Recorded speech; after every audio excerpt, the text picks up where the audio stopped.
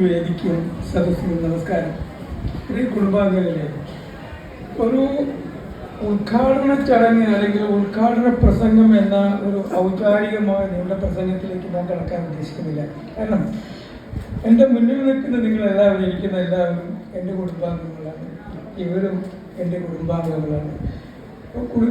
കുടുംബാംഗങ്ങളുടെ മുമ്പിൽ വെച്ച് വലിയൊരു പ്രസംഗത്തിന് വല്ല പ്രസക്തിയില്ല എന്ന് തോന്നുന്നു. എന്നിരുന്നാലും ഒന്ന് രണ്ട് കാര്യങ്ങൾ നിങ്ങളുടെ മുന്നിൽ അവതരിപ്പിക്കാൻ ആഗ്രഹിക്കുന്നു. ഒന്ന്, എന്നെ ഈ വേദിയിലേക്ക് ക്ഷണിച്ച സംഘാടകർക്കും സംഘടനാ ഭാരവാഹികൾക്കും എൻ്റെ കുടുംബാംഗങ്ങൾക്കും ആദ്യം നന്ദി പറയട്ടെ. രണ്ട്, 2012 കേരള സർക്കാരിൻ്റെ നിർദ്ദേശപ്രകാരം കൃദാസ് എന്നൊരു സ്ഥാപനം, കേരള സർക്കാരിൻ്റെ സ്ഥാപനം, നമ്മുടെ സമുദായത്തെക്കുറിച്ച് ഒരു റിപ്പോർട്ട് എഴുതുകയുണ്ടായി. ആ റിപ്പോർട്ട് ദി ഗണക എന്നാണ് ആ റിപ്പോർട്ടിൻ്റെ പേര്. അതിൽ നമ്മളെക്കുറിച്ച് പറഞ്ഞിരിക്കുന്നത് നമ്മളൊരു മറ്റൊരു ജനവിഭാഗത്തിൻ്റെ അവാന്തര വിഭാഗമാണെന്നും നമ്മളുടെ അസ്തിത്വമെല്ലാം വളരെ അടിച്ചമർത്തിയ രൂപത്തിലുമാണ് അതിൽ എഴുതിയിരിക്കുന്നത്. ഇത് ഇവിടെ പറയാൻ കാരണം, തദവസരത്തിൽ കളരി.comന്റെ ബാനറിൽ കേരളത്തിന് അകത്തും പുറത്തും ഇന്ത്യക്ക് പുറത്തുമുള്ള എല്ലാ സംഘടനകളെയും ഞാൻ റിപ്പോർട്ട് വായിക്കുകയും പഠിക്കുകയും വിശകലനം ചെയ്യുകയും ചെയ്തതിന് ശേഷം എല്ലാ സംഘടനകളെയും ഞാൻ പ്രസ്തുത വിവരം വിശദമായി എഴുതി അറിയിക്കുകയുണ്ടായി. അതിൽ ഒരു പ്രമുഖ സംഘടന ഒഴിച്ച് ഞാൻ ആരെയും കുറ്റപ്പെടുത്തുന്നില്ല, ബാക്കി എല്ലാവരും അതിനെ സപ്പോർട്ട് ചെയ്തിരുന്നു. അതിൽ KKPS തൃപ്രയാർ സംഘടനയും ഉണ്ടായിരുന്നു എന്ന് പറയാൻ വളരെ സന്തോഷം തോന്നുന്നു നിങ്ങളുടെ മുന്നിൽ പറയാനായിട്ട്. അന്ന് എനിക്ക് തോന്നുന്നു അതിൻ്റെ സെക്രട്ടറി ആയിട്ട് മോഹനേട്ടനായിരുന്നു തോന്നുന്നു. മോഹനേട്ടൻ എന്ന് പറയാൻ കാരണം എൻ്റെ ചെറിയമ്മയുടെ മകനാണ്, കണ്ണാകുളങ്ങളിൽ. അദ്ദേഹം ആയിരുന്നു എന്ന് തോന്നുന്നു എനിക്ക്. അപ്പം നിങ്ങൾ നേരിട്ട്, അത് ഈ സംഘടന നേരിട്ട് അന്ന് മിനിസ്റ്റർക്കാണോ അതോ വകുപ്പിനാണോ അറിയില്ല, അയച്ചിട്ടുണ്ടായിരുന്നു നിങ്ങളുടേതായ അഭിപ്രായം എഴുതിയ എല്ലാ സംഘടനകളും. ബോംബെ KKPS, ദുബായിലെ സമന്വയ, കോയമ്പത്തൂരിലുള്ള സംഘടന, എല്ലാ പാലക്കാട്ടെ സംഘടന. പക്ഷെ ഒരു സംഘടന മാത്രം ഒഴിഞ്ഞു നിന്നു. കെടുക്കട്ടെ. മറ്റൊരു കാര്യം പറയാൻ പോകുന്നത്, നമ്മുടെ കളരി.com എന്ന് പറയുന്നൊരു ഇന്റർനാഷണൽ ആഗോള വൈകാരിക കൂട്ടായ്മയുണ്ട്. 25 വർഷങ്ങൾക്ക് മുമ്പ് ഒരു മറുനാടൻ മലയാളിയുടെ മനസ്സിൽ തോന്നിയ, എന്നാൽ ഈ സാങ്കേതിക വിദ്യയുമായി ബന്ധപ്പെട്ട് മനസ്സിൽ തോന്നിയ ഒരു ആശയമാണ് പിന്നീട് ഇന്ന് വളർന്ന് പന്തലിച്ച് കളരി.com എന്ന നിലയിൽ ആഗോള ലെവലിൽ അറിയപ്പെടുന്നു നിൽക്കുന്നത്. വലിയ വലിയ കാര്യങ്ങളൊന്നും ഞങ്ങൾക്ക് ചെയ്യാൻ കഴിഞ്ഞിട്ടില്ല. കാരണം ഞങ്ങൾ പ്രാദേശികമായ ഒരു സംഘടനയോ അല്ലെങ്കിൽ കൂട്ടായ്മയോ അല്ല. പല സംസ്ഥാനങ്ങളിലും ഇന്ത്യക്ക് പുറത്തും ഈ കേരളത്തിനകത്തും വിവിധ പട്ടണങ്ങളിലും താമസിക്കുന്നവരായതുകൊണ്ട് ഞങ്ങളിൽ കഴിയുന്ന രൂപത്തിൽ ജീവകാരുണ്യ പ്രവർത്തനങ്ങളും സോഷ്യൽ വെൽഫെയർ ആയിട്ട് സമുദായത്തിന് വേണ്ടി പലതും ചെയ്യാൻ കഴിഞ്ഞു. അതിലുപരി കേരള സർക്കാരുമായിട്ട് നിരന്തരം ഞങ്ങൾ കത്തിടപാടുകൾ നടത്താറുണ്ട്. നമ്മുടെ കളരിക്കുറുപ്പ് കളരിപ്പണിക്കർ എന്ന സമുദായത്തിൻ്റെ അനന്യതയ്ക്ക് വേണ്ടിയിട്ട്. ഇപ്പോൾ കഴിഞ്ഞൊരു വർഷമായിട്ട് നമ്മുടെ സമുദായവുമായി ബന്ധപ്പെട്ടിട്ട് പിന്നോക്ക വിഭാഗ കമ്മീഷൻ ഒരു പഠനം നടത്തുന്നുണ്ട്. അതിൽ പലതിലും കളരി.comനെ പ്രതിനിധീകരിച്ച് എന്നെയും എൻ്റെ സഹപ്രവർത്തകരെയും ക്ഷണിച്ചിട്ടുണ്ട്. ഞങ്ങൾ പോയിട്ടുണ്ട്. ആ ഹിയറിംഗിൽ ഞങ്ങൾ പല റെക്കോർഡുകളും സമർപ്പിച്ചിട്ടുമുണ്ട്. ഇപ്പോൾ കളരി.com എന്നാൽ വെറും ഒരു വൈകാരിക കൂട്ടായ്മയാണെങ്കിലും നിങ്ങൾ ഓരോരുത്തരുടെ മനസ്സിലേക്കും ഇറങ്ങിച്ചെല്ലാൻ മാതിരി ഞങ്ങൾ ശ്രമിച്ചുകൊണ്ടിരിക്കുന്നു. ഇപ്പോൾ ഇവിടെ തന്നെ ഈ ഫംഗ്ഷനിലേക്ക് നിങ്ങൾ എന്നെ മാത്രമേ ക്ഷണിച്ചിട്ടുണ്ടായിരുന്നുള്ളൂ, സ്വാഭാവികമാണ്. പക്ഷെ എൻ്റെ സഹപ്രവർത്തകർ 4-5 പേർ നിങ്ങളോടൊപ്പം കൂടുവാൻ, നിങ്ങളുടെ സന്തോഷത്തിൽ കൂടുവാനും ശരി ഇവിടെ വന്നിട്ടുണ്ട്. ശ്രീമാൻ JV പാറപ്പുറത്ത് കോയമ്പത്തൂരിൽ നിന്നും, ശ്രീ രാമചന്ദ്രൻ കളരിക്കൽ തൃശ്ശൂരിൽ നിന്നും, ശ്രീ ജയൻ ബാബു എറണാകുളം ജില്ലയിൽ നിന്നും, ദീപേഷ് പണിക്കർ, ശ്രീമതി അജിത മുകുന്ദൻ, ഇതെല്ലാം ഞങ്ങളുടെ സാരഥികളാണ്. നിങ്ങളോടൊപ്പം കൂടാൻ ഇവിടെ വന്നിട്ടുണ്ട്. അപ്പോൾ ഞങ്ങളെല്ലാവരെയും ഇവിടെ നിങ്ങൾ ഉൾക്കൊണ്ടത് കൊണ്ട് നിങ്ങൾക്ക് നന്ദി പറയുന്നു. ഇനി ചരിത്രത്തിൻ്റെ 1-2 ഏടുകളിലേക്ക് കടക്കട്ടെ. ബോറടിക്കുമോ എന്നറിയില്ല. എന്നിരുന്നാലും ഖലൂരിക എന്നൊരു ശബ്ദം ബഹുമാനപ്പെട്ട പ്രസിഡന്റ് ഇവിടെ പറയുകയുണ്ടായി. പലരും അതിനെ, ജ്യോത്സ്യന്മാരടക്കം പലരും അതിനെ ഖലൂരിക എന്നാൽ ദേവിയാണെന്ന്, ഖലൂരിക ദേവിയാണെന്ന് ഇതിലൊരു പരാമർശം കേൾക്കുന്നുണ്ട്. എഴുത്തിൽ ഞാൻ കണ്ടിട്ടുണ്ട്. സത്യത്തിൽ ഞാൻ ജ്യോത്സ്യനോ ചരിത്രകാരനോ അല്ലെങ്കിൽ ഔദ്യോഗികമായി ചരിത്രം പഠിച്ച ആളല്ല എങ്കിൽ തന്നെ കഴിഞ്ഞ 30 വർഷമായിട്ട് ചരിത്രമേഖലയിൽ വളരെയധികം ആഴത്തിൽ പഠനം നടത്തി വരുന്ന ഒരാളാണ്. കേരളത്തിലെ എല്ലാ പ്രമുഖ ചരിത്രകാരന്മാരായിട്ടും ഞാൻ ബന്ധപ്പെടാറുണ്ട്, അവരുടെ അഭിപ്രായങ്ങൾ തേടാറുണ്ട്. പറഞ്ഞു വന്നാൽ MGS നാരായണൻ സർ, അദ്ദേഹം ഗുരുതുല്യനാണ് എല്ലാവരുടെയും. അദ്ദേഹം അടക്കം എന്നെ സഹായിച്ചിട്ടുണ്ട്. ഇപ്പോൾ കേശവൻ കൊളുത്താട്ട് വളരെ പ്രഗത്ഭനായ ചരിത്രകാരനാണ്, ബ്രാഹ്മണന്മാർ. അദ്ദേഹം NM നമ്പൂരി സർ കോട്ടയത്തുള്ളതാണ്. പലരുമുണ്ട്, ഞാൻ ആദ്യം പേരിട്ട് വിട്ടുകൊണ്ട് പറയുന്നില്ല. അപ്പോൾ ഞാൻ അവതരിപ്പിക്കുന്ന ചരിത്ര ചൂണ്ടിക്കാട്ടലുകൾ ഇതുവരെ ആരും തെറ്റായി പറഞ്ഞിട്ടില്ല. മറ്റൊരു ഉദാഹരണം പറയട്ടെ. 2019 നമ്മുടെ ചരിത്രത്തിന് അതീതമായ നമ്പൂതിരിമാരുടെ ചരിത്രം ഞാൻ എഴുതുകയുണ്ടായി. കേരള സംസ്കാര ചരിത്രം ബ്രാഹ്മണ ഗ്രാമങ്ങളിലൂടെയാണ്. പൊതുവെ ഈ കാലഘട്ടത്തിൽ നമ്പൂതിരിമാരുടെ ചരിത്രം എഴുതാൻ ഒരു ചരിത്രകാരനോ എഴുത്തുകാരനോ ധൈര്യപ്പെടാറില്ല. കാരണം ഇന്നത്തെ സാമൂഹിക അവസ്ഥ ഇതാണ്. 2019 ഞാൻ എഴുതിയ പുസ്തകം കോട്ടയം സാഹിത്യ പ്രവർത്തക സംഘമാണ് പ്രസിദ്ധീകരിച്ചത്. MBS ആണ് അത് വിതരണം നടത്തിയിരിക്കുന്നത്. നാളെ ഇതുവരെ ഒരു നമ്പൂതിരി പോലും എന്നെ വിളിക്കുകയോ എഴുതുകയോ ഏതെങ്കിലും ലേഖനത്തിൽ എന്നെ വിമർശിക്കുകയോ ചെയ്തതായിട്ട് കണ്ടിട്ടില്ല. ആ പുസ്തകം വളരെയധികം ബ്രാഹ്മണ പണ്ഡിതർ വായിച്ചിട്ടുണ്ട്, നല്ല അഭിപ്രായങ്ങളാണ് പറഞ്ഞിരിക്കുന്നത്. ഇതിനിടയിൽ പൈതൃകം എന്നൊരു പുസ്തകത്തെ കുറിച്ച് പറയാതിരിക്കാൻ പറ്റിയില്ല. പൈതൃകം 2016 ഡിസംബറിൽ കളരി.comന്റെ ബാനറിൽ ഒരു വാട്സപ്പ് ഗ്രൂപ്പ് തുടങ്ങുകയും 256 പേരുടെ അംഗങ്ങളായിരുന്നു, ഒന്ന് ലിമിറ്റ് ഉണ്ടായിരുന്നു. ചർച്ചകളിലൂടെ മധു ഇടമുട്ടം, നമ്മുടെ ഇവിടെയുള്ള മധു ഇടമുട്ടൊക്കെ സന്നിധരായിരുന്നു. വളരെയധികം ചർച്ചകൾ നടത്തുകയും അത് ക്രോഡീകരിച്ചൊരു പുസ്തകമാക്കുകയും ചെയ്തിട്ടുണ്ട്. അതിൽ 3 വ്യക്തികളാണ് അത് എഴുതാൻ മുന്നോട്ട് വന്നത്. ഞാൻ തന്നെ, ഒന്ന് മിസ്റ്റർ രവി പാറപ്പുറത്ത്, ഒന്ന് ദീപേഷ് പണിക്കർ. അതിൽ നമുക്ക് എല്ലാവർക്കും ഒരു വ്യക്തിയോട് കടപ്പാടുണ്ട്. കളരി.com അദ്ദേഹത്തോട് കടപ്പാടുണ്ട് എന്ന് സത്യം തന്നെ. സമുദായത്തിന് കടപ്പാടുണ്ട്. പലരും ആ പുസ്തകം വായിക്കുന്നുണ്ട്, അതിനെ ഫോളോ ചെയ്യുന്നു. അത് ശ്രീമാൻ ആദരണീയനായ ഔണങ്ങാട്ടുകളരിക്കൽ അഡ്വക്കേറ്റ്, അദ്ദേഹത്തിന്റെ പേരെന്ന് പറയാൻ ബുദ്ധിമുട്ടെന്ന് പറഞ്ഞു, രഘുരാമ പണിക്കരാണ്. സത്യത്തിൽ മനസ്സ് നിറഞ്ഞിട്ട് ഞാൻ ആരെയും ഇങ്ങനെ അഭിനന്ദിക്കാറില്ല, അല്ലെങ്കിൽ എൻ്റെ കടപ്പാട് പറയാറില്ല. അദ്ദേഹത്തോട് കടപ്പാടുണ്ട്. എൻ്റെ ജീവിതകാലം മുഴുവൻ എനിക്ക് കടപ്പാടുണ്ടാവും. ആ പുസ്തകം നിലനിൽക്കുന്നിടത്തോളം കാലവും നമ്മുടെ സമുദായത്തെ എല്ലാവർക്കും അദ്ദേഹത്തോട് കടപ്പാട്. അദ്ദേഹമില്ലായിരുന്നു എങ്കിൽ ആ പുസ്തകം പുറത്തു വരികയായിരുന്നു. കാരണം ആ പുസ്തകം പ്രസിദ്ധീകരിക്കുവാൻ 8 സഹോദരന്മാർ മുന്നോട്ട് വരികയും അതായി മുന്നോട്ട് പോയി അതിൻ്റെ അവസാന പകുതിക്ക് ശേഷം അവർ പിന്മാറുകയും ചെയ്തു. അത്ര വലിയൊരു എമൗണ്ട് എടുത്തൊരു പുസ്തകം പ്രസിദ്ധീകരിക്കാൻ കളരി.com സാരഥികൾക്ക് സാധിക്കില്ല. അത്ര വലിയൊരു എമൗണ്ട് ആയിരുന്നു. ആ സമയത്താണ് അദ്ദേഹത്തെ സമീപിക്കുകയും അദ്ദേഹം സന്തോഷപൂർവ്വം അത് ഏറ്റെടുക്കുകയും ആ പുസ്തകം പുറത്തു വരികയും ചെയ്തു. അദ്ദേഹത്തിന് എൻ്റെ പേരിലും കളരി.comന്റെ പേരിലും നിങ്ങളുടെ പേരിലും പക്ഷെ അത് തിരിച്ച് കളരിയിലേക്ക് വരാം. നമ്മുടെ നേരം അടിയെടുക്കുകയില്ലേ, 10 മിനിറ്റ് കൂടി എടുക്കുകയുള്ളൂ. നമ്മുടെ സമുദായത്തിന്റെ പേരെന്താണ്? കളരിക്കുറുപ്പ്, കളരി പണിക്കർ എന്നാണ്, അല്ലേ? കേരളത്തിലോ കേരളത്തിന് പുറത്തോ ഇത്തരത്തിൽ ഒരു സമുദായത്തിന് 2 പേര് ആരെങ്കിലും കേട്ടിട്ടുണ്ടോ? ഒരു സമുദായത്തിന് 2 പേരാണ്, കളരിക്കുറുപ്പ്, കളരി പണിക്കർ. ഈ 2 പേര് കൊണ്ട് നമ്മുടെ സമുദായത്തിൽ പല പ്രശ്നങ്ങളും വരുന്നുണ്ട്. ഇപ്പോൾ പാലക്കാട് സംഘടന അവർ ഇൻഡിവിജ്വലായിട്ട് സ്വതന്ത്രമായിട്ട് നിൽക്കുകയാണ്, അല്ലേ? കേരള കളരി പണിക്കർ സംഘം പാലക്കാട് എന്ന് പറഞ്ഞു. നമ്മുടെ തൃശ്ശൂരുള്ളതോ അല്ലെങ്കിൽ തൃപ്പയാറുള്ളതോ കളരിക്കുറുപ്പ്, കളരി പണിക്കർ എന്നും പറഞ്ഞിട്ടാണ്. അപ്പൊ എന്തുകൊണ്ടായിരിക്കാം ഒരു സമുദായത്തിന് കളരിക്കുറുപ്പ്, കളരി പണിക്കർ എന്ന പേര് വന്നത്? കളരി എന്നതിനാണ് അവിടെ അടിസ്ഥാനം.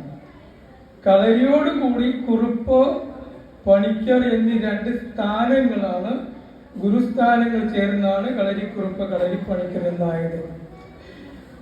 അതിനെക്കുറിച്ച് പറയണമെങ്കിൽ നീണ്ട 1-2 മണിക്കൂർ വേണ്ടി വരും, നിങ്ങൾ ബുദ്ധിമുട്ടിക്കുന്നില്ല. ഈ പേരിന്റെ ഒരു ബോർഡറിനെ കുറിച്ച് മാത്രം തൽക്കാലം പറഞ്ഞ് ഞാൻ പിന്നീട് എന്തെങ്കിലും അവസരം ലഭിക്കാൻ വളരെ ഡീറ്റെയിൽ ആയിട്ട് പറഞ്ഞു തരാം. കളരിക്കുറുപ്പ് കളരിപ്പണിക്കർ എന്ന് നമ്മൾ പറയുന്നുണ്ട് അല്ലേ? അത് തൃശ്ശൂരിനടുത്തുള്ള ഒരു പുഴയാണ് അതിന്റെ അതിർത്തി. നിങ്ങളത് കാര്യമായിട്ട് നോക്കിയാൽ അറിയാം. അത് ബ്രാഹ്മണ ലിഖിതങ്ങളിൽ കരിമാൻ പുഴ എന്നും നമ്മൾ അറിയപ്പെടുന്ന കരുവന്നൂർ പുഴയുമാണത്. കരുവന്നൂർ പുഴയുടെ തെക്ക് ഭാഗത്ത് കളരിക്കുറുപ്പന്മാരും കരുവന്നൂർ പുഴയ്ക്ക് വടക്ക് ഭാഗത്ത് പണിക്കന്മാരുമാണ്. അപ്പൊ അങ്ങനെ നോക്കുമ്പോൾ തൃശ്ശൂരിന് പടിഞ്ഞാറ് ഭാഗത്ത് വരുമ്പോൾ ഈ കരുവന്നൂർ പുഴയും പണിക്കരും കുറുപ്പും തമ്മിൽ എന്താണ് ബന്ധമെന്ന് ചോദിക്കും. അവിടെയും ബന്ധമുണ്ട്. കരുവന്നൂർ പുഴ പടിഞ്ഞാട്ട് ഒഴുകി കലാച്ചിറ കഴിഞ്ഞിട്ടാണെന്ന് തോന്നുന്നു അത് അവിടെ ഒന്ന് സ്പ്ലിറ്റ് ചെയ്യുന്നത്. ഒരു കൈവഴി തെക്കോട്ട് ഒഴുകുന്നു, പിന്നെ പടിഞ്ഞാട്ടും വടക്കോട്ടുമായിട്ട് പോകുന്നുണ്ട്. പടിഞ്ഞാട്ടും വടക്കാട്ടുമായിട്ട് ഒഴുകുന്നതിന് കരുവന്നൂർ പുഴ എന്ന് തന്നെ സ്പ്ലിറ്റ് ചെയ്ത് തെക്കോട്ട് ഒഴുകുന്ന പുഴയാണ് കാക്കാത്തിരുത്തി പുഴ. ഈ കാക്കാത്തിരുത്തി പുഴയുടെ വലതുവശത്തെ ഇടതുവശത്തെ കുറുപ്പന്മാരും വലതുവശത്തെ കളരിപ്പണിക്കന്മാരുമാണ് താമസിക്കുന്നത്. അങ്ങനെ നോക്കുമ്പോൾ നിങ്ങളുടെ മനസ്സിൽ സംശയം തോന്നാം, നമ്മുടെ മണപ്പുറം എന്ന് പറയുന്ന കോട്ടപ്പുറം മുതൽ ചേറ്റി വരെയുള്ള പ്രദേശങ്ങൾ ഈ പേരായിട്ട് എന്ത് ബന്ധം? അവിടെ എവിടെയാണ് നമ്മുടെ കരുവന്നൂർ പുഴ ഒഴുകുന്നത്, അല്ലെ കാക്കാത്തിരുത്തി പുഴ ഒഴുകുന്നത്? അവിടെയും ഒഴുകുന്നുണ്ട്. നമ്മുടെ ദൃഷ്ടിയിൽ നമ്മൾ ഒരു വിദേശീയന്റെ പേരിൽ ഒരു കനാലിനെ കുറിച്ച് നമുക്കറിയാം, കനോലി കനാൽ.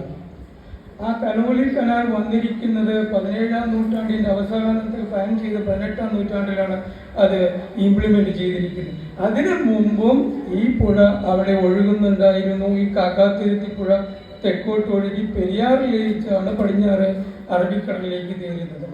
മറ്റേ ശാഖ ചേറ്റുവയിൽ ചെന്ന് അത് കടലിൽ ചേരുകയാണ്. നിങ്ങൾ കേട്ട് കാണുമായിരിക്കും, ഈ മണപ്പുറം എന്ന് പറയുന്ന ദേശത്ത് ഒരു അതിർത്തി തോട് എന്നൊരു തോടിനെ കുറിച്ച് ആരെങ്കിലും കേട്ടിട്ടുണ്ടായിരിക്കാം. അതിർത്തി തോട്. ആ അതിർത്തി തോട് കിടക്കുന്നത് കോതപറമ്പിലും ആലയ്ക്കും അടുത്താണ്. അതായത് നിങ്ങൾക്കറിയാം, ഈ എന്താ പറയാ, കൊടുങ്ങല്ലൂർ രാജവംശത്തിന്റെ അതിരാണ് ഈ ആല അല്ലെങ്കിൽ കോതപറമ്പ്. അവിടെയാണ് ഈ അതിർത്തി തോടുള്ളത്. ആ അതിർത്തി തോട് നമ്മുടെ സമുദായമായിട്ട് ബന്ധപ്പെടുന്നത് ഈ അതിർത്തി തോട് എന്ന് പറയുന്ന തോട് ഈ കാക്കാത്തുരുത്തി പുഴയുടെ ആദ്യം പടിഞ്ഞാട്ട് പോകുന്ന ഒരു കൈവഴിയാണ്. ആ കൈവഴിക്ക് തെക്ക് ഭാഗത്തും ആശാനെന്നോ കുറുപ്പെന്നോ കളരിക്കുറുപ്പോ എന്നോ പറയുന്നവരും അതിന്റെ വടക്ക് വശത്ത് കളരിപ്പണിക്കരുമാണ്. നമ്മൾക്ക് കൊടുങ്ങല്ലൂർ ക്ഷേത്രത്തിന് അവിടെ ചെന്നറിയാം, അവിടെ എല്ലാ ആശാന്മാരാണ്. ആശാൻ തെരുവുണ്ട് ഇല്ലേ? ആശാൻ തെരുവുണ്ട് അവിടെ. പിന്നെ അവിടെ പ്രസിദ്ധനായ ബാലസാഹിത്യകാരുണ്ടായിരുന്നല്ലോ, കോട്ടപ്പുറം രാജൻ. അദ്ദേഹം കുറുപ്പാണ്. എൻ്റെ പെങ്ങളി അവിടെയാണ് കല്യാണം, ചാച്ചയുടെ മോളെ കല്യാണം കഴിച്ചിരിക്കുന്നത് അവിടെയാണ്.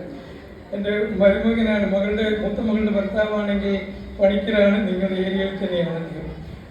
അപ്പൊ കളരിപ്പണിക്കർ കളരിക്കുറുപ്പ് എന്ന പേരിന് രണ്ടായിട്ട് സ്പ്ലിറ്റ് ചെയ്യാൻ കാരണം ഈ നദിയാണ്. ഈ നദി ഈ പേരുകൾക്ക് അടിസ്ഥാനമാകുവാൻ കാരണം ബ്രാഹ്മണരാണ് എന്ന് പറഞ്ഞാൽ ബ്രാഹ്മണ വിരോധമായിട്ട് എന്നോട് തോന്നരുത്. കാരണം ബ്രാഹ്മണരുടെ ചരിത്രം നോക്കുമ്പോൾ കാരണം ബ്രാഹ്മണരുടെ ചരിത്രം വളരെ ആഴത്തിൽ പഠിച്ച വ്യക്തിയാണ് എന്ന രൂപത്തിൽ പറയുകയാണ്. ബ്രാഹ്മണരുടെ കുടിയേറ്റവും സെറ്റിൽമെന്റും കുടിയിരിപ്പും നമ്മൾ പരിശോധിക്കുകയാണെങ്കിൽ ഈ കരുവന്നൂർ പുഴ എന്ന് പറയുന്നത് ബ്രാഹ്മണരുടെ ഒരു അതിർത്തിയാണ്. 32 ഗ്രാമങ്ങളാണല്ലോ കേരളക്കരയിലുള്ളത് ബ്രാഹ്മണർക്ക്. അതിൽ ആദ്യത്തെ സെറ്റിൽമെന്റ് വരുന്നത് പെരുമ്പുഴ മുതൽ ഈ പുഴ വരികയാണ്. കരുവന്നൂർ പുഴ അഥവാ കരിമാൻ പുഴ വരികയാണ്. പിന്നെ കരിമാൻ പുഴയുടെ അവിടെ നിന്നും തെക്കോട്ട് പെരിയാർ വരുന്നത്, പെരിയാറിന് അപ്പുറത്ത്. അങ്ങനെ 3 സെറ്റിൽമെന്റ് ആണുള്ളത്. അപ്പൊ ആദ്യത്തെ സെറ്റിൽമെന്റ് ആണ് ഈ പുഴ. അപ്പൊ ഈ പുഴയാണ് നമ്മുടെ സമുദായത്തെ രണ്ടാക്കി നിർത്തിയിരിക്കുന്നത്. മറ്റൊരു കാര്യം കൂടി നിങ്ങളുടെ ശ്രദ്ധയിൽപ്പെടുത്തിക്കൊണ്ട് ഞാൻ എൻ്റെ വാക്ക് ഉപസംഹരിക്കാൻ നിർത്താം. അതെന്താണെന്ന് വെച്ചാൽ നമ്മളെല്ലാം അവകാശപ്പെടുന്നുണ്ട്, അല്ലെങ്കിൽ മറ്റു സമുദായങ്ങൾ അവകാശപ്പെടുന്നുണ്ട്, കുറുപ്പ്, പണിക്കർ എന്നീ സ്ഥാനമാനങ്ങൾ മറ്റു പല ഈഴവർക്കുണ്ട്, നായർക്കുണ്ട്, അവർക്കുണ്ട്, ഇവർക്കുണ്ട് എന്നൊക്കെ പറയാം. ഈവൻ ക്രിസ്ത്യാനികൾക്ക് പോലും ഉണ്ടല്ലോ തിരുവിതാംകൂറിൽ ക്രിസ്ത്യാനി കുടുംബങ്ങളുണ്ട്. പക്ഷെ ആർക്കാണ് ആദ്യം കുറുപ്പ്, പണിക്കർ എന്ന സ്ഥാനം കിട്ടിയത്? നമ്പൂതിരിക്കാണ്. വളരെ അടിസ്ഥാനപരമായിട്ട് തെളിവടക്കം നിങ്ങളുടെ മുമ്പിൽ നിരത്താൻ കഴിയും എനിക്ക്. 6 കളരികൾ നമ്പൂതിരിമാർക്ക് ഉണ്ട്. ഇന്നും അതിന്റെ തിരിശേഷിപ്പുകൾ ഉണ്ട്. ആലൂർ ഉണ്ണിപ്പണിക്കരുടെ കളരിക്ക് കുറച്ച് പടിഞ്ഞാറ് വശത്ത് 2 കളരികളുണ്ട്. ഒന്ന് വിൽക്കുറുപ്പിന്റെ കളരിയാണ്, ഒന്ന് നമ്പൂതിരിയുടെ കളരിയാണ്. ആ നമ്പൂതിരി കളരിയുടെ വീട്ടിലെ എല്ലാവരെയും പണിക്കർ എന്നാണ് വിളിക്കുന്നത്. പണിക്കർ സ്ഥാനികളാണ് അവർ. അതേമാതിരി 6 കളരികളുണ്ട്. ഈ ഭാരതപ്പുഴയുടെ തീരങ്ങളിൽ നമ്പൂതിരിമാർക്ക് 6 കളരികളുണ്ട്. ഈ 6 കളരികൾ പെരുമാക്കന്മാരുടെ കാലത്തിന് മുമ്പുണ്ടായിരുന്ന ഒരു കാലഘട്ടമുണ്ട്. ചരിത്രം പഠിച്ചവർക്കറിയാം. ഇരുളടഞ്ഞ കാലം, അന്ധകാല യുഗം എന്നൊക്കെ നമ്മൾ പറയുന്നുണ്ട് ചരിത്രകാരൻ. ആ കാലഘട്ടത്തിൽ ഇവിടെ രാജ്യം ഭരിച്ചിരുന്നത് ആദിചേരന്മാർക്ക് ശേഷം 2ാം ചേരന്മാർക്കും ഇടയിലുള്ള ഒരു കാലഘട്ടത്തിൽ നമ്പൂതിരിമാരുടെ ശക്തമായ ഇൻഫ്ലുവൻസിലാണ് ഇവിടെ ഭരണം നടത്തിയത്. ആ സമയത്ത് 4 കഴകങ്ങളുണ്ടായിരുന്നു ഭരിക്കാനായിട്ട്. ഈ 4 കഴകങ്ങളുടെ ഓരോ കഴകത്തിന്റെയും അധികാരികളെ, മേലുദ്യോഗസ്ഥരെ, അവർ അല്ലെങ്കിൽ സൈന്യാധിപരെ വാൾനമ്പിമാർ എന്നാണ് വിളിച്ചിരുന്നത്. ഈ വാൾനമ്പിമാരെ പരിശീലിപ്പിക്കുവാനും കൂടുതൽ പരിശീലനം നൽകുവാനും ഈ വാൾനമ്പിക്ക് മുകളിൽ ഒരു നമ്പൂരി ഉണ്ടായിരുന്നു. അതിന് അവരോധ നമ്പി എന്നാണ് അദ്ദേഹത്തിന്റെ പേര്. തയ്യാറായിട്ട് വരാത്തതുകൊണ്ട് കണ്ടോ, അവരോധ നമ്പി എന്നാണ് അദ്ദേഹത്തിന്റെ പേര്. ഈ അവരോധ നമ്പിയും നമ്മുടെ കളരി സമുദായത്തിന്റെ അതിർത്തിക്കുള്ളിൽ മാത്രമേ ഉണ്ടായിരുന്നുള്ളൂ. ഈ പെരിയാറിന് തെക്ക് നമ്പൂതിരിമാരുണ്ടായിരുന്നു എങ്കിലും അവിടെയും കഴകത്തിന്റെ പദ്ധതി ഉണ്ടായിരുന്നു എങ്കിലും ഈ അവരോധ നമ്പി എന്ന സർവ്വ സൈന്യാധിപതി എന്ന സ്ഥാനം ഈ കാഞ്ഞൂരിന് തെക്ക് ഉണ്ടായിരുന്നില്ല. പറഞ്ഞു വന്നത്, ഈ 6 നമ്പൂതിരി കളരികൾക്കാണ് ആദ്യം പണിക്കർ സ്ഥാനം കിട്ടിയത്. പിന്നെ കിട്ടിയ പണിക്കർ സ്ഥാനവും കുറുപ്പ് സ്ഥാനവും നമുക്കാണ്. കാരണം ആദ്യ ചേർന്ന ശേഷം നമ്പൂതിരിമാരുടെ ആ ഭരണകാലത്ത് ചാത്തിരാർ എന്ന് പറഞ്ഞ അർദ്ധബ്രാഹ്മണർ, പകുതി ബ്രാഹ്മണർ എന്ന് പറഞ്ഞിരുന്ന ഒരു വിഭാഗമുണ്ടായിരുന്നു. ചാത്തിരാർ എന്നാണ്. അവരായിരുന്നു ഇവിടെ സൈനിക സേവനം നടത്തിയത്. അതിനുശേഷം ഈ പെരുമാക്കന്മാരുടെ 2ാം ചേര ഭരണകാലത്ത് കടന്നു വന്നപ്പോൾ നമ്പൂതിരി ഈ സൈനികർ പറഞ്ഞു, നായന്മാർക്ക് വേണ്ടി ഞങ്ങൾക്ക് വാളെടുക്കാൻ പറ്റില്ല. ആ സമയത്ത് നായന്മാരിൽ നിന്നും അഥവാ ശൂദ്രരിൽ നിന്നും ആയോധന അഭ്യാസം പഠിപ്പിച്ച് സൈനികരാക്കുവാൻ തയ്യാറായി നിന്ന ആയോധന ആചാര്യന്മാർക്കാണ് കുറുപ്പ്, പണിക്കർ എന്ന സ്ഥാനം കിട്ടിയത്. ഇത് വളരെ സത്യസന്ധമായ ചരിത്രമാണ്. ആരുടെ മുമ്പിലും തുറന്നു പറയാം. ഈ 6 മാസത്തിനുള്ളിൽ എൻ്റെ ഒരു പുസ്തകം കേരള സർക്കാരിന്റെ സാംസ്കാരിക വകുപ്പ് പ്രസിദ്ധീകരിക്കുന്നുണ്ട്. ഏറ്റെടുത്ത് കഴിഞ്ഞു, എഗ്രിമെന്റ് കഴിഞ്ഞു. അതിന്റെ പേര് കുറുപ്പ്, പണിക്കർ സ്ഥാനവും സമുദായ ധർമ്മങ്ങളും എന്നാണ്. അത് ജാതി ശ്രേണിയിലെ നമ്പൂതിരി മുതൽ ഏറ്റവും താഴെക്കടയിലുള്ള, പേര് പറയാൻ പാടില്ല, സമുദായത്തിന്റെ പേരോട് പറയുന്നില്ല, അവർ വരെയുള്ള കളരികളെ കുറിച്ചും കളരി സ്ഥാനങ്ങളെ കുറിച്ചും ഞാനത് വ്യക്തമായി രേഖപ്പെടുത്തിയിട്ടുണ്ട്. ആ പുസ്തകത്തിന്റെ അവതാരിക എഴുതിയിരിക്കുന്നത് തിരുവിതാംകൂർ ഭാഗത്തെ വളരെ പ്രശസ്തനായ ഡോക്ടർ MG ശശിഭൂഷൺ സാറാണ്. അദ്ദേഹം ആ പുസ്തകത്തിന് അദ്ദേഹത്തെ പോലെ ആൾക്കാരൊക്കെ അവതാരിക എഴുതി വെച്ചാൽ കള്ളത്തരം വലിയ തരുന്നില്ല. ഒമ്പാടൊന്നും അത്ര വലിയ പ്രമുഖനായ ആൾക്കാരല്ലേ. അച്ഛാ, ഇനി നിങ്ങൾ ബോറടിപ്പിക്കുന്നില്ല. എന്തായിരുന്നാൽ ഏതെങ്കിലും ഒരു അവസരത്തെ ചരിത്ര സെമിനാറോ ചരിത്ര ചർച്ചകളോ എന്തെങ്കിലും സംഘടിപ്പിക്കാൻ നമുക്ക് കഴിയുകയാണെങ്കിൽ വിശദമായി നമുക്ക് കളരി ചരിത്രത്തിലേക്ക് പോകാം. ഒരു കാര്യം വളരെ ആത്മാർത്ഥമായിട്ട് പറയുന്നു. ഒരിക്കൽ കൂടി ഞാൻ ശ്രീമാൻ അഡ്വക്കേറ്റ് രാമപണിക്കരെ ഞാൻ അഭിനന്ദിക്കുന്നു, നന്ദി പറയുന്നു. പല വേദികളിലും അദ്ദേഹം പറഞ്ഞിട്ടുണ്ട്, ഞാൻ ഇരിക്കുമ്പോൾ തന്നെ പറഞ്ഞിട്ടുണ്ട്, കളരിക്കുറുപ്പും കണിയാനും തമ്മിൽ വ്യത്യസ്തരാണ് എന്ന് ശക്തമായ ശബ്ദത്തിൽ തന്നെ അദ്ദേഹം പറഞ്ഞു ഞാൻ ഓർക്കുന്നു. അദ്ദേഹത്തിന് ഈ അവസരത്തിലും ആ വിഷയത്തിൽ നന്ദി പറയേണ്ട ആവശ്യമുണ്ട്. പലരും സങ്കോചത്തോടു കൂടിയാണ് പറയുന്നത്. കണിയാന് കിട്ടിയ സ്ഥാനപ്പേരാണ് പണിക്കർക്ക്. തെറ്റാണത്. കാരണം ഇന്ന് എന്നോട് പറയാൻ ആരെങ്കിലും ഒരാളെ പോയിട്ട് വഴിതെല്ലാം പഠിപ്പിക്കാൻ എനിക്ക് പറ്റില്ല, എനിക്ക് മുൻ പരിചയമില്ല. അപ്പൊ ഇവിടെയുള്ള കണിയാന്മാർക്കാണ് പണിക്കർ കുറുപ്പ് ആയോധനവുമായി ബന്ധപ്പെട്ട് സ്ഥാനം കിട്ടിയിരുന്നുവെങ്കിൽ എന്തുകൊണ്ട് തിരുവിതാംകൂർ ഭാഗത്തും വടക്കൻ കേരളത്തിലും കണിയാന്മാർക്ക് കളരികളില്ല, അല്ലെങ്കിൽ കളരിയഭ്യാസം പഠിപ്പിച്ചില്ല? ഉണ്ട് കേട്ടോ, അതിനെനിക്ക് അപവാദമുണ്ട്. 2 കളരികൾ ഉത്തര കേരളത്തിലുണ്ട്. വടക്കൻ പാട്ടുകളിൽ അരിക്കും വടക്കൻ, തെക്കൻ കേരളത്തിലേക്ക് പോയ വടക്കൻ കേരളത്തിൽ നിന്ന് പോയ ഒരു വ്യക്തി ഡോക്ടർ മുരളീധരനാണ് ഇപ്പോൾ നടത്തിക്കൂടെ, അദ്ദേഹത്തിന്റെ അച്ഛൻ മരിച്ചു, നടത്തുന്നുണ്ട്. പിന്നെ കായംകുളം രാജാവിന്റെ കാലഘട്ടത്തിൽ വടക്കൻ കേരളത്തിൽ ഒരു കളരി ആചാര്യ കുടുംബത്തെ കൊണ്ടുപോയി സെറ്റിൽ ചെയ്തിട്ടുണ്ട്. ഇന്ന് അവർ കണിയാൻ എന്ന പേരിൽ അറിയപ്പെടുന്നത് മംഗലം കളരി, അല്ലെങ്കിൽ മംഗലം തറവാട്, കളരിയല്ല മംഗലം തറവാട് എന്നാണ് അദ്ദേഹത്തിന് അവിടെ പേര്. അതുകൊണ്ട് കളരിക്കുറുപ്പ് കളരിപ്പണിക്കർ എന്ന് പറഞ്ഞാൽ ആത്മാർത്ഥമായി തലപൊക്കിക്കൊണ്ട് നമുക്ക് പറയാം, നമ്മൾ സ്വതന്ത്രമായ ഒരു ജനവിഭാഗമാണ്. 8, 9 നൂറ്റാണ്ടുകളിൽ കളരി വിദ്യകളുമായി ബന്ധപ്പെട്ടോ ഏതോ ആചാര്യന്മാർ രൂപപ്പെടുത്തിയെടുത്ത ഒരു സമുദായമാണ് നമ്മളുടേത്. ഏതോ ഒരു ആചാര്യന്മാർ എന്നുള്ളത് നമുക്ക് പൂരിപ്പിക്കാം ഏതെങ്കിലും ഒരു അവസരത്തിൽ. എനിക്ക് സമയം കിട്ടുക, എനിക്ക് സമയമില്ല, നിങ്ങൾക്ക് കേൾക്കാൻ സമയമുള്ള ഒരു സമയത്ത് നമുക്ക് വളരെ വ്യക്തമായി ഈ വിഷയത്തെക്കുറിച്ച് ചർച്ച ചെയ്യാം. അതുകൊണ്ട് കണിയാന്റെ അവാന്തര വിഭാഗമോ സഹോദര വിഭാഗമോ അല്ല നമ്മൾ സ്വതന്ത്രമായി 8, 9 നൂറ്റാണ്ടുകളിൽ രൂപപ്പെട്ട ഒരു സമുദായമാണ്. നിസ്സങ്കോചം, നിസ്സംശയം തലയുയർത്തി ഏത് നമ്പൂതിരിയുടെയോ നായരുടെയോ മുന്നിൽ നമുക്ക് ഈ വിവരം പറയാം. ഇത്ര ശക്തമായിട്ട് പറയാൻ കാരണം ഞാൻ ഒരു കഥ കൂടി നിങ്ങളുടെ മുമ്പിൽ പറയട്ടെ, 2 മിനിറ്റ് എടുക്കുള്ളൂ. 1995 ഞാൻ എൻ്റെ ഓഫീസിൽ എൻ്റെ മുഖ്യമന്ത്രിയും പരിവാരങ്ങളും സീനിയർ ഓഫീസറെല്ലാം ഡൽഹിക്ക് പോയപ്പോൾ ഞാനന്ന് പോയില്ല, കുടുംബകാരണങ്ങൾ കൊണ്ട് പോയില്ല. താഴെ ലോണില്, സെക്രട്ടറിയുടെ ലോണില് മലയാളികൾ കൂട്ടമായിട്ട് ഈ തണുപ്പ് കാലത്ത് ചൂട് കൊള്ളാൻ ഞാനും എന്തോ നല്ല കാലങ്ങളോ ചീത്തൊക്കെ ഞാനും യാദൃച്ഛികമായിട്ട് അവിടെ പോവുകയുണ്ട്. അവിടെ ചെന്നപ്പോൾ അവരൊത്തുകൂടി എന്നെ ഒന്നും ഒരട്ടാൻ നോക്കിയവർ. എങ്ങനെയാണെന്ന് ചോദിച്ചാൽ ഞാൻ മുകുന്ദൻ എന്നല്ല ആദ്യം ഉപയോഗിക്കാൻ, കുറുപ്പെന്നുള്ള വാറൊന്നും ഉപയോഗിക്കില്ലായിരുന്നു.